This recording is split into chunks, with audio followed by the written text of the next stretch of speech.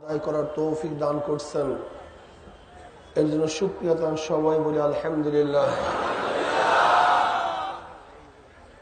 দিনের মধ্যে সর্বশ্রেষ্ঠ দিন শুক্রবার দিন।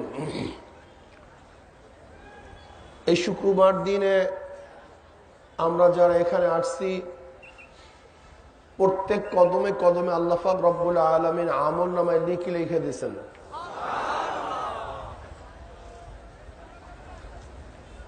আমরা জুমার নামাজ আদায় করব, তার আগে আমি যে আয়াত শরীফ তেলাওয়াত করছি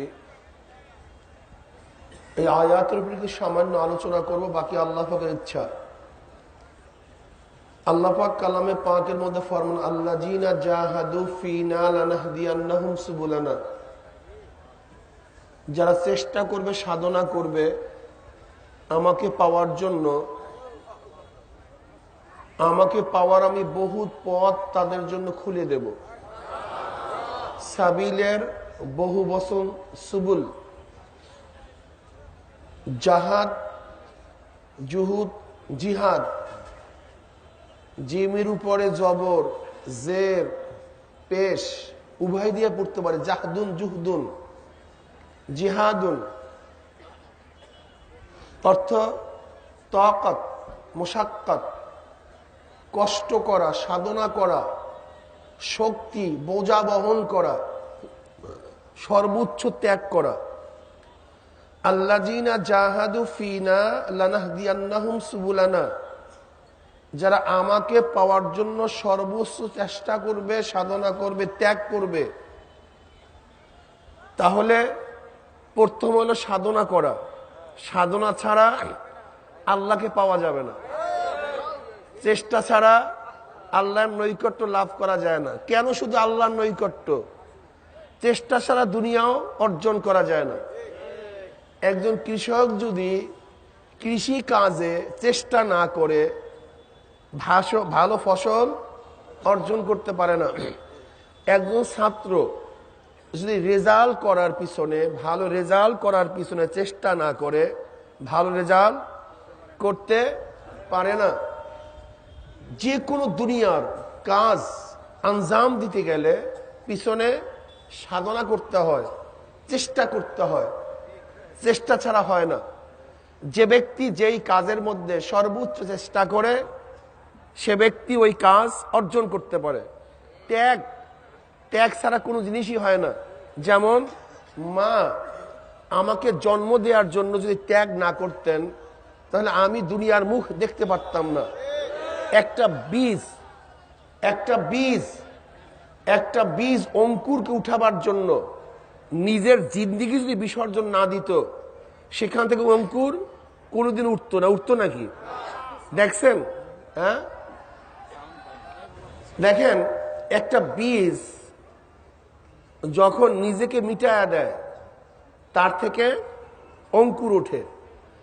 বীজ নিজেকে মিটাবার আগ পর্যন্ত সেখান থেকে অঙ্কুর ওঠে না। দুনিয়ার যে কোনো কাজ করার পিছনে সাধনা করতে হয়। সাধনা ছাড়া সেই জিনিস আঞ্জাম দেয়া যায় না। ঠিক মাওলাকে পাওয়ার জন্য যে ব্যক্তি সাধনা করবে, চেষ্টা করবে, কোশিশ করবে, ত্যাগ করবে, তার বিনিময় আমার মাওলাকে পেয়ে যাবে। যেরকম দুনিয়ার পিছনে ত্যাগ করার ভিত্তিতে দুনিয়া পাওয়া যায়, মাওলাকে পাওয়ার পিছনে ত্যাগ করার ভিত্তিতে মাওলাকে পাওয়া যায়। দুনিয়ার ঘরের জন্য ত্যাগ করলে ঘর পাওয়া যায়, জান্নাতের জন্য ত্যাগ করলে জান্নাত পাওয়া যায়। দুনিয়ার জেলখানা থেকে বাঁচার জন্য চেষ্টা সাধনা করলে জেলখানার থেকে বাঁচা যায়। ঠিক জাহান্নাম থেকে বাঁচার জন্য সাধনা করলেও জাহান্নাম থেকে বাঁচা যায়। এর জন্য চেষ্টা। আল্লাহ পাক কি বলেন? মান কানা ইউরিদু হারসাল আখিরাহ নাজিদ লাহু ফি হারসিহি, যে ব্যক্তি আখিরাতের ফসল কামাই করার জন্য চেষ্টা করবে, সাধনা করবে, নাজিদ লাহু ফি হারসিহি, আমি তার ফসলের মধ্যে, নেকির মধ্যে বৃদ্ধি ঘটায়া দেব। আল্লাহ কি বলেন? মান কানা ইউরিদু হারসাদ দুনিয়া নুতিহি মিনহা ওয়ামা লাহু ফিল আখিরাতি মিন নসিব। যারা দুনিয়া কামাই করবে, দুনিয়ার জন্য চেষ্টা করবে, দুনিয়ার জন্য সাধনা করবে, আমার মাওলা পাক তাদেরকে দুনিয়া না দেওয়ার ওয়াদা করেন নাই।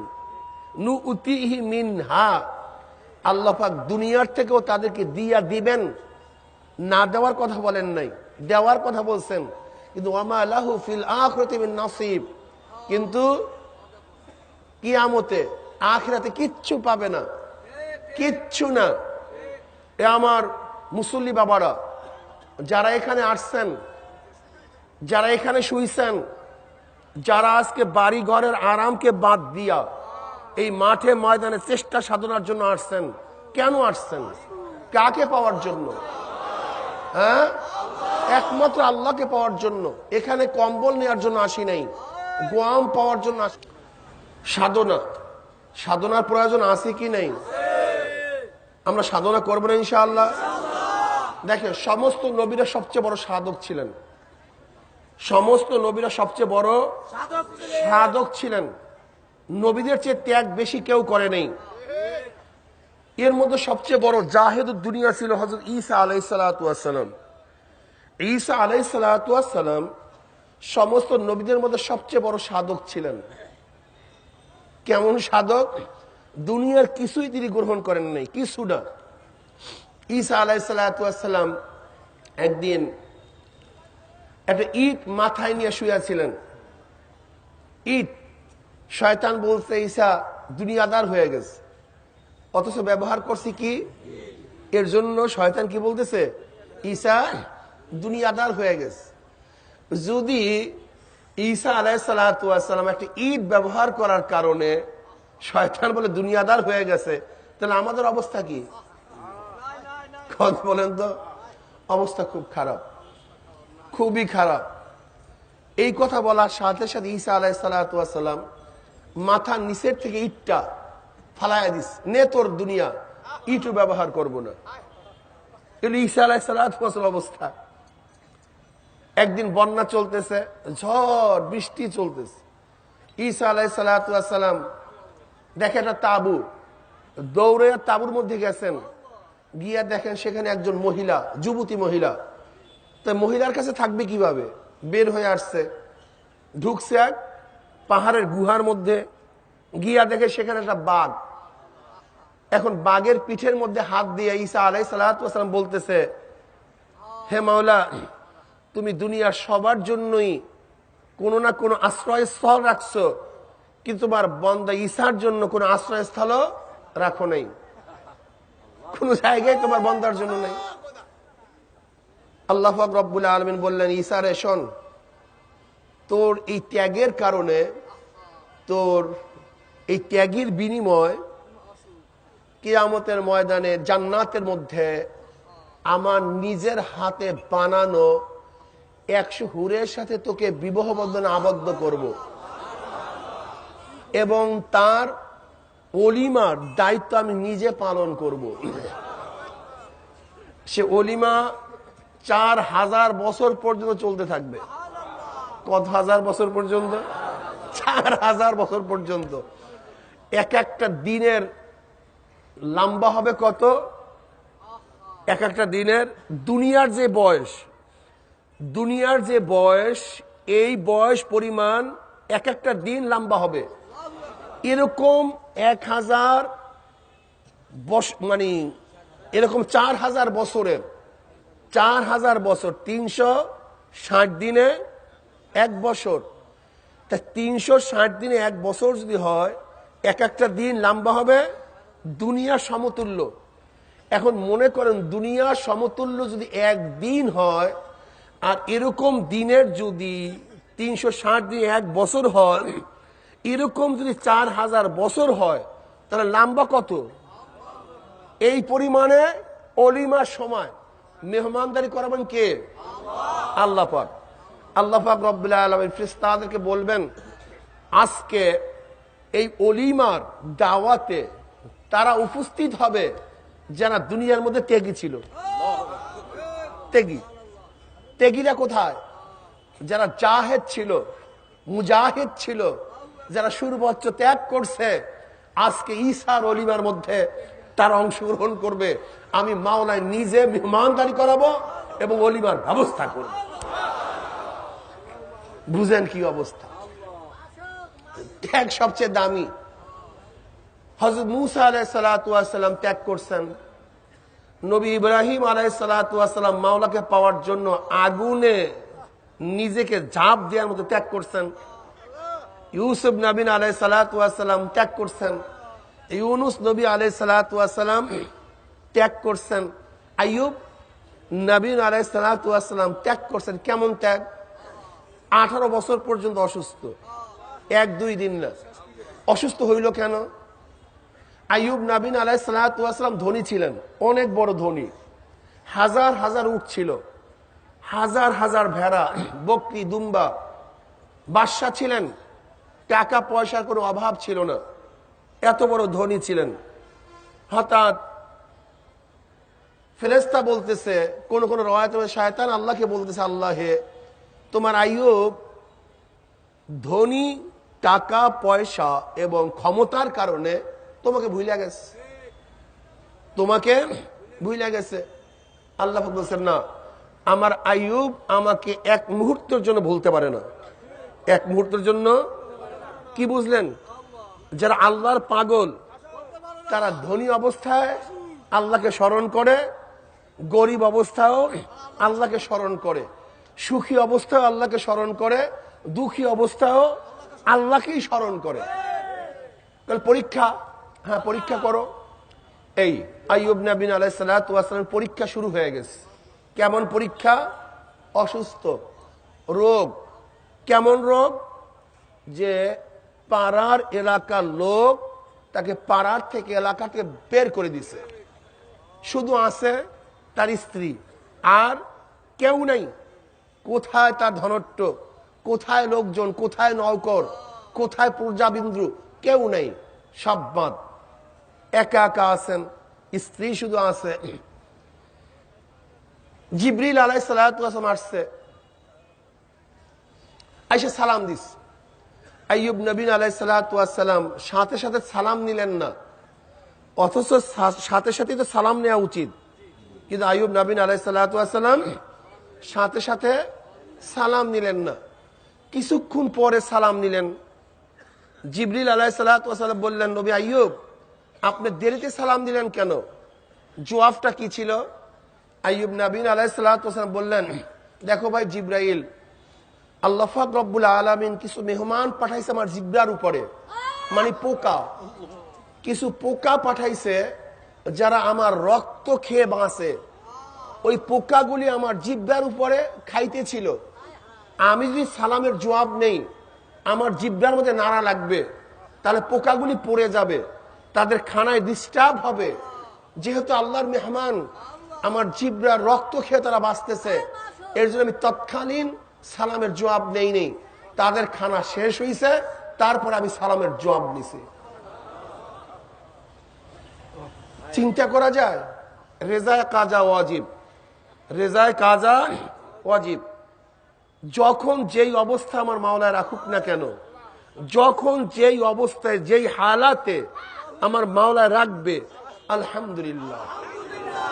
নবী সুলাইমান আলাইহিস সালাতু ওয়াস সালাম তখ্তে সুলাইমানে উঠতেছিলেন, বিশাল তখ্ত, শাঁ শাঁ করে চলতেছিলেন। উপরে পাখিগুলি তাকে ছায়া দিয়ে চলতেছিল। ভিন্ন এক মজা, ভিন্ন এক অবস্থা, ন্যাচারাল তখ্ত। কি কথা ঠিক না? আর্টিফিশিয়াল নয়। এরকম বিশাল তখ্ত উঠতেছে, উপরে পাখি ঝাঁক দিয়া চলতেছে। দৃশ্যটা কেমন মনে করেন? চিন্তা করা যায়? হ্যাঁ, এক মোমেন, তার উপরে তখ্তের ছায়া পড়ছে, ছায়া পড়ছে। অমনি আকাশের দিকে তাকায়া সে আল্লাহর বান্দা বলতেছে, আলহামদুলিল্লাহ, সুবহানাল্লাহ। আল্লাহ পাক ইবনে দাউদকে কত সম্মানিত করছে, কত ইজ্জতওয়ালা করছে ইবনে দাউদকে। এই কথা নবী সুলাইমান আলাইহিস সালাতু ওয়াস সালামের কানে পৌঁছার সাথে সাথে নবী সুলাইমান আলাইহিস সালাতু ওয়াস সালাম বললেন, শোনো হে মোমেন, আমাকে আল্লাহ পাক রব্বুল আলামিন যে ইজ্জাত দান করছে, যে সম্মানিত করছে, যে বাদশাহী দান করছে, এর চেয়ে 1000 গুণ বেশি দামি তুমি যে একবার সুবহানাল্লাহ পড়ছো, অনেক বেশি দাম ওই একবার সুবহানাল্লাহ। বলে কেন? বলে দেখো, আমার বাদশাহী, আমার ইজ্জত, আমার তখ্ত সব আমার হায়াতের সাথে সম্পৃক্ত। যতদিন আমার হায়াত আছে ততদিন আমার তখ্ত আছে, যতদিন আমার হায়াত আছে ততদিন আমাকে ছায়া দিয়া চলবে পাখিগুলি, যতদিন আমার হায়াত আছে ততদিন আমার বাদশাহী আছে, যতদিন আমার হায়াত আছে ততদিন আমার শ্রদ্ধা সম্মান আছে। কিন্তু আমি যখন থাকবো না, কিছুই নেই, সব শেষ। কিন্তু তুমি যে একবার সুবহানাল্লাহ পড়ছো, এই সুবহানাল্লাহ কোনোদিন মিটবে না, ধ্বংস হবে না। এই সুবহানাল্লাহ মৃত্যুর সময় কাজে লাগবে, সুবহানাল্লাহ কবরে কাজে লাগবে, সুবহানাল্লাহ কিয়ামতের ময়দানে কাজে লাগবে, সুবহানাল্লাহ মিজানে কাজে লাগবে, সুবহানাল্লাহ পুসরাতে কাজে লাগবে। কাজে যেই জিনিস ফানি সেই জিনিসের দাম হয় না, যেই জিনিস বাকি সেই জিনিসের দাম হয়, সেই জিনিসের কি হয়? দাম হয়। এর জন্য ইবাদত, নেক, এই জিনিসগুলি এত দামি হওয়ার কারণটা কি? এটা স্থায়ী হয়। এর জন্য একটা নেকের দাম গোটা দুনিয়া বিক্রি করলেও কোনোদিন শেষ হবে না, হতে পারে না। যাই হোক, ত্যাগ, ত্যাগ ছাড়া হয় না। ত্যাগ ছাড়া আদম নবী আলাইহিস সালাতু ওয়াস সালাম কেমন ত্যাগ করছেন আপনারা সবাই জানেন। ঈসা আলাইহিস সালাতু ওয়াস সালাম ত্যাগী ছিলেন। এরপরে জনাবে মুহাম্মদুর রাসূলুল্লাহ সাল্লাল্লাহু আলাইহি ওয়াসাল্লাম কি যে ত্যাগ করছেন, যেই ত্যাগের নমুনা কোন নবীরা দেখাতে পারেন নাই। নবী আলাইহিস সালাতু ওয়াস সালামের ত্যাগের নমুনা কম বেশি আমরা সবাই জানি। সরদার দো আলম আলাইহিস সালাতু ওয়াস সালামের দুনিয়াতে আসার আগেই তার বাবা দুনিয়া থেকে বিদায় হয়ে গেছে। তার আম্মা 6 বছর বয়সে দুনিয়া থেকে বিদায় হয়ে গেছে। এতিম আমার নবী জনাব মুহাম্মদ রাসূলুল্লাহ সাল্লাল্লাহু আলাইহি ওয়াসাল্লাম আস্তে আস্তে বাড়তে ছিলেন। কি চরিত্রবান, কি আখলাক! ইন্নাকা লাআলা খুলুকিন আযীম। আমার নবীকে আল্লাহ পাক রব্বুল আলামিন সর্বশ্রেষ্ঠ চরিত্র দিয়ে দুনিয়াতে প্রেরণ করেছেন। আমার নবীর চেয়ে আখলাকি দুনিয়াতে কেউ হতে পারে না। কাজী তার উম্মতদেরকে সে আখলাকি হতে হবে। কি হতে হবে? আখলাকি হতে হবে। আজকে তার উম্মতরা গীবাত করে, শিকায়াত করে, গালি দেয়, চুরি করে, নাউজ বিল্লাহি মিন যালিক, মিথ্যা কথা বলে, অন্যের মাল সম্পদ লুট করে, খেয়ানত করে, আমানতের খেয়ানত করে। যদি কেউ কাউকের কাছে টাকা রাখে, বাস চুরি করে মেরে দেয়। আল্লাহ আমাদের সবাইকে মাফ করুন। এটা আখলাক হতে পারে না। আজকে আমরা একজনকে আরেকজনকে কষ্ট দেই, এটা আখলাক হতে পারে না, এটা সম্ভব না। বরং আজকে মুমিনদের চরিত্র হওয়া উচিত ছিল, আমার দ্বারা আরেকজন মুসলমান, আরেকজন মুমিন শান্তি পাবে। ওয়াই উসিরুনা আলা আনফুসিহিম ওয়ালাউ কানা বিহিম খাসাসা। এই চরিত্রবান হন। আমাদের মধ্যে চরিত্রের খুবই অভাব, চরিত্র নাই, ধ্বংস হয়ে গেছে। আজকে দেখা যায় নিজের স্বার্থের জন্য পাগল, কিন্তু আমার মুমিন, আমার মুসলমান ভাইয়ের স্বার্থ রক্ষা করার জন্য আমরা পাগল না।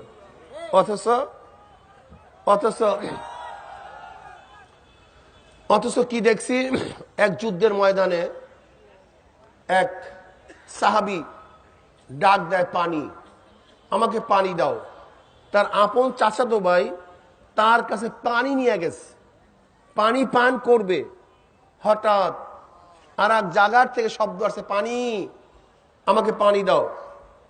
ওই ব্যক্তি বলতেছে, আমার বেশি পানির প্রয়োজন না, আমার ভাই বেশি পানির প্রয়োজন, তোমরা তার কাছে পানি নিয়ে যাও। দ্বিতীয় ব্যক্তির কাছে পানি নিয়ে গেছে, পানি পান করবে। এর মধ্যে তৃতীয় ব্যক্তির থেকে আওয়াজ আসছে, পানি। দ্বিতীয় ব্যক্তি বলতেছে, আমার বেশি পানির প্রয়োজন না, আমার ওই ভাইয়ের বেশি পানির প্রয়োজন, তুমি তার কাছে পানি নিয়ে যাও। তৃতীয় ব্যক্তির কাছে যখন পানি নিয়ে গেছে, গিয়া দেখে সে দুনিয়ার থেকে বিদায় হয়ে গেছে, নেই। আসছে দ্বিতীয় ব্যক্তির কাছে, দেখে সেও নেই। আসছে প্রথম ব্যক্তির কাছে, দেখে সেও নেই। কি ভাবতেছেন কি বলেন তো? আল্লাহ পাক বলেন ওয়ায়ুসিরুনা আলা আনফুসিহিম ওয়ালাউ কানা বিহিম খাসা। ইসার, ওয়ায়ুসিরুনা, ইসার মানে কি? ইসার কাকে বলা হয়? নিজের উপরে অন্যকে প্রাধান্য দেওয়া, নিজের ধ্বংসের মুহূর্তেও অন্যকে প্রাধান্য দেওয়া। তার মানে আমি মৃত্যুবরণ করতেছি, সবচেয়ে আমার বেশি পানির প্রয়োজন ছিল, এই মুহূর্তে দ্বিতীয় ব্যক্তি বলছে পানি, আমার পানির প্রয়োজন না, আমার ভাইয়ের বেশি প্রয়োজন, তার কাছে নিয়ে যাও। এর নাম ইসার, এর নাম কি? সুবহানাল্লাহ। অথচ আজকে আমাদের অবস্থা কি? আমি মুসলিম ভাইকে প্রাধান্য দেই না, মুসলিম ভাইয়ের সাহায্য অগ্রসর হই না। এমনকি মুজাহিদের সাহায্য অগ্রসর হয় না। এক মুরিদ, এক পীরের মুরিদ, আমরা একই সংগঠনের লোক, অথচ দেখা যায় আমার ভাই অসুস্থ অবস্থায় আছে, একদিন দেখার সুযোগ পাই না। আমার ভাই মারা গেছে, তার জানাজা উপস্থিত হই না। আমার ভাই ক্ষুধার্ত অবস্থায় আছে, কিন্তু তাকে এক ওয়াক্ত খাওয়ার ব্যবস্থা করি না। আমার ভাইয়ের ঘর নাই, আমার ভাইয়ের জামা নাই, আমার ভাইয়ের কাপড় নাই, আমার গরিব বন্ধুর স্ত্রীর কাপড় নাই, খাদ্য নাই, বাহিরে বের হতে পারে না কাপড়ের জন্য, তার মেয়েটা বিবাহ দিতে পারে না অর্থের জন্য। কিন্তু না, আজকে আমার ভাইয়ের উপকার আমি করি না। তুই মুসলমান হতে পারো না, তুই জানোয়ার হতে পারো। মা সালাকাকুম ফি সাকার ক্বালু লাম নাকু মিনাল মুসাল্লিন ওয়া লাম নাকু নুতঈমুল মিসকিন ওয়া লাম নাকু নুতঈমুল মিসকিন ওয়া কুননা নাখুদু মাআল খায়িদিন। কিরে কপাল পোড়া, জাহান্নামে কেন আসছো? কিসের কারণে আসছো? লাম নাকু মিনাল মুসাল্লিন ওয়া লাম নাকু নুতঈমুল মিসকিন, আমি মিসকিনকে খাওয়াইতাম না, মিসকিনদেরকে দেখতাম না, মিসকিনকে পড়াইতাম না। আমার মেয়ের বিবাহে তো হাজার হাজার কোটি কোটি টাকা খরচ করছি, কিন্তু পাশের বাড়ির গরিব মেয়েটা শ্বশুর বাড়িতে যাবে, একটা কাপড়ের ব্যবস্থা করি নেই। পাশের বাড়ির গরিব পোষাবার আসবে, 5 জনকে খাওয়াবার ব্যবস্থা আমি করি নেই। আমার ঘর তো মরমার পাথরের, কিন্তু পাশের বাড়ির গরিব সারা রাত্র বন্যার মধ্যে, বৃষ্টির মধ্যে ভিজছে, কুয়াশায় ভিজছে, কিন্তু একটা চালের ব্যবস্থা আমি করি নেই। আমার তো বাচ্চাদের কাপড়ের কোনো অভাব ছিল না, কিন্তু পাশের বাড়ির গরিব বাচ্চাটা দেখছি শীতের মধ্যে কাঁপতে ছিল, কাঁপতে ছিল, কিন্তু একটা গরম কাপড়ের ব্যবস্থা করি নাই। ওয়ালাম নাকুন নুতঈমুল মিসকিন, আমি তো সিঙ্গাপুর আমেরিকায় গিয়ে চিকিৎসা করছি, কিন্তু পাশের বাড়ির গরিব পেটে ব্যথায় সারা রাত্র কাতরাইছে, কিন্তু একটা প্যারাসিটামল ট্যাবলেটের ব্যবস্থা আমি করতে পারি নাই। ওয়ালাম নাকুন নুতঈমুল মিসকিন, আমি গরিবদেরকে দেখতাম না, খাওয়াইতাম না, পড়াইতাম না, সাহায্য করতাম না, এই কারণে আমি জাহান্নামে চলে আসছি। ওয়ায়ুসিরুনা আলা আনফুসিহিম ওয়ালাউ কানা বিহিম খাসাসা। তুমি কি জানো আল্লাহ নবী কি বলেন? তুমি জানো না? নবী আলাইহিস সালাতু ওয়াস সালাম ফরমান, তুমি যদি পেট পুড়াইয়া খাও আর পাশের বাড়ির গরিব যদি না খায়া থাকে, তাহলে তুমি খানা খাইলা না, তুমি খানা খাইলা না, বরং তুমি জাহান্নামের আগুন তোমার পেটের মধ্যে ঢুকাইছো। এই হলো অবস্থা। এর জন্য খবরদার, গরিবদেরকে সাহায্য করতে হবে, গরিবদেরকে সাহায্য করতে হবে, মোমেনের উপকার করতে হবে। এক মোমেন আর এক মোমেনকে দেখতে হবে, এক মোমেন আর এক মোমেনকে দেখতে হবে। এই বসেন, এই লোকটা অসভ্য, এই লোকটা কথা শোনে না। এর জন্য আমাদের খুব খেয়াল। ওয়ায়ুসিরুনা আলা আনফুসিহিম ওয়ালাউ কানা বিহিম খাসাসা, আমার চেয়ে আমার ভাইকে প্রাধান্য দিতে হবে। যদি মুজাহিদরা শোনেন, আমার অমুক মুজাহিদ ভাই দুঃখ কষ্ট অবস্থা আছে, 10-এর লাঠি, কথা বলেন, 10-এর লাঠি, সাথে সাথে আমরা ঐক্যবদ্ধ হয়ে আমরা যাব। 1 টাকা, 5 টাকা, 10 টাকা আমরা তুলে তুলে আমার ওই ভাই সাহায্যে অগ্রসর হব, তার কাছে চলে যাব। হ্যাঁ ভাই, বেড়া নেই, চল আজকে আমরা 10 ভাই মিলে আব্দুল্লাহ ভাইয়ের বেড়াটা বেঁধে দেব। আমরা এই কাজটা আমরা করব, এই কাজটা আমরা করি না। এই কাজটা আমার ঘড়িটা দেন তো। এই কাজটা আমরা করি না, এই কাজটা না করলে কাজ হবে না। এর জন্য আমি আমার সমস্ত মুসলমান বন্ধুদেরকে বলবো, ওয়ায়ুসিরুনা আলা আনফুসিহিম ওয়ালাউ কানা বিহিম খাসাসা। আমাদের আখলাক হবে, আমি দেখব আমার দ্বারা যেন আমার ভাই কষ্ট না পায়।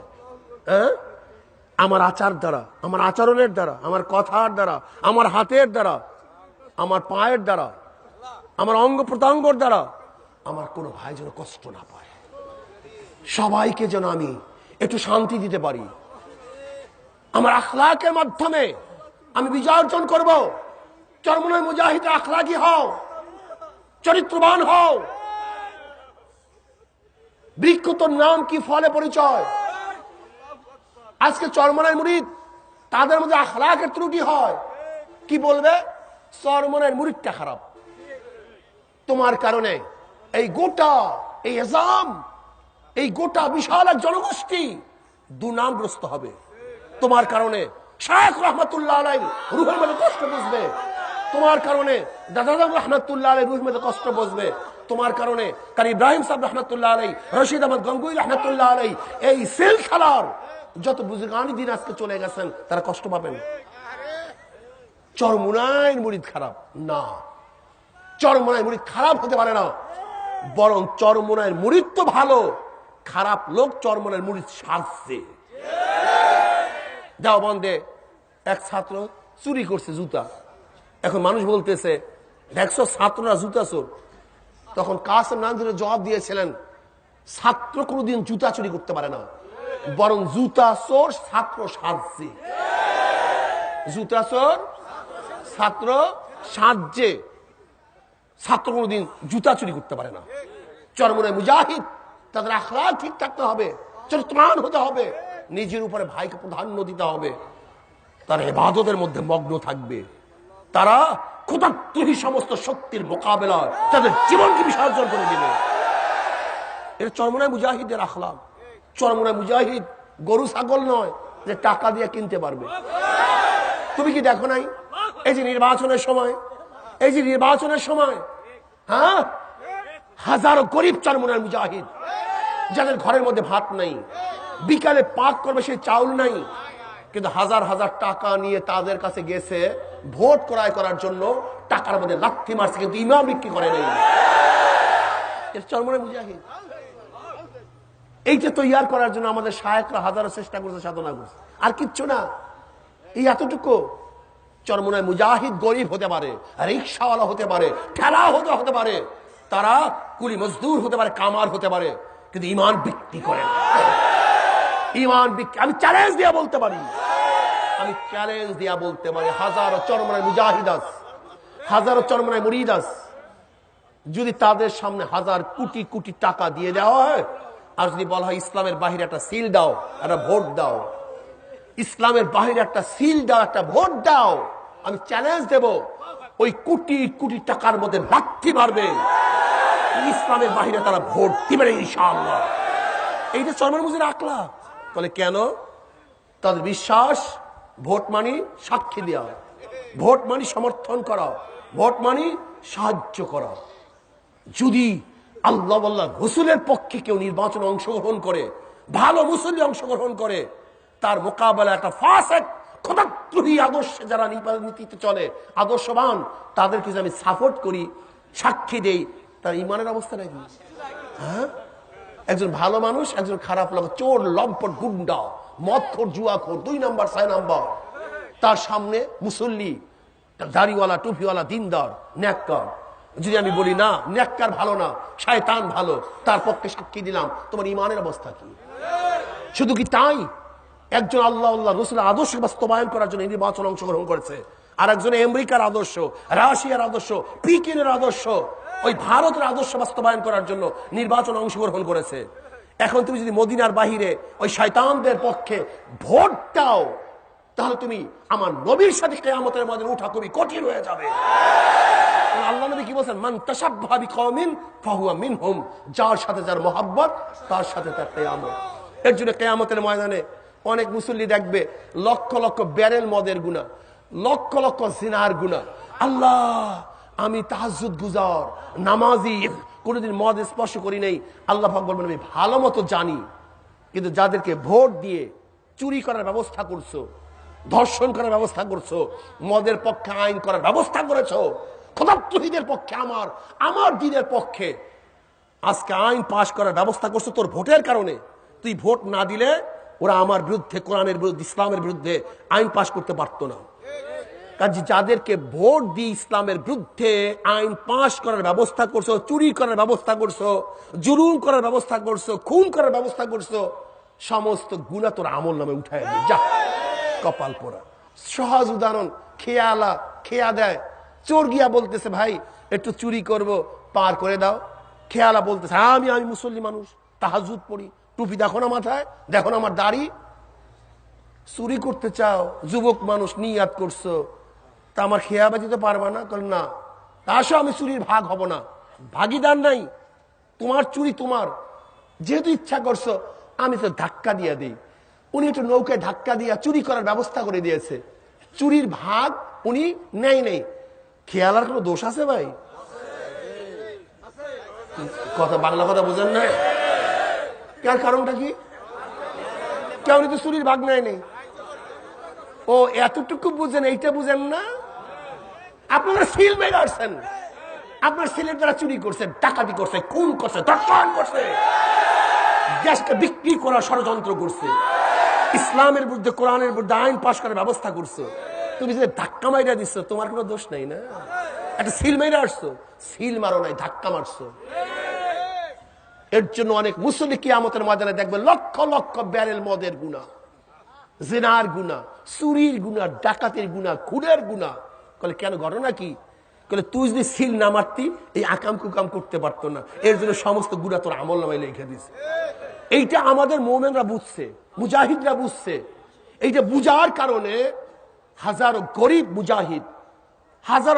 মুজাহিদ মহিলা, আপনি কি জানেন চরমনাইতে এক মহিলার হাতের মধ্যে তার স্বামী কোপ দিছে, ভোট দিতে পারবি না ইসলামের পক্ষে, হাতের মধ্যে কোপ দিছে, আঙ্গুল কাটিয়ে গেছে। স্ত্রী স্পষ্ট বলছে আমাকে জবাই দিতে পারো, খুন করতে পারো, ইসলামের বাইরে আমি ভোট দিতে পারবো না, কারণ আমি আল্লাহ রসুলের বাহিরে চোর ডাকাতকে আমি ভোট দিতে পারবো না। এর জন্য আমি বলছি চরমনাই মুজাহিদকে চিনো, গরিব হতে পারে, তারা রিক্সাওয়ালা হতে পারে, দরিদ্র হতে পারে, কিন্তু তাদের কলবটা, মনটা এত বড় ধনী, এত বড় শক্তিশালী, যাদেরকে কেউ কোনোদিন কিনতে পারে না। কাজে আল্লাহ পাক আমাকে এবং আমাদের সবাইকে দ্বীনের উপর থাকার তৌফিক দান করুন। এখন আমরা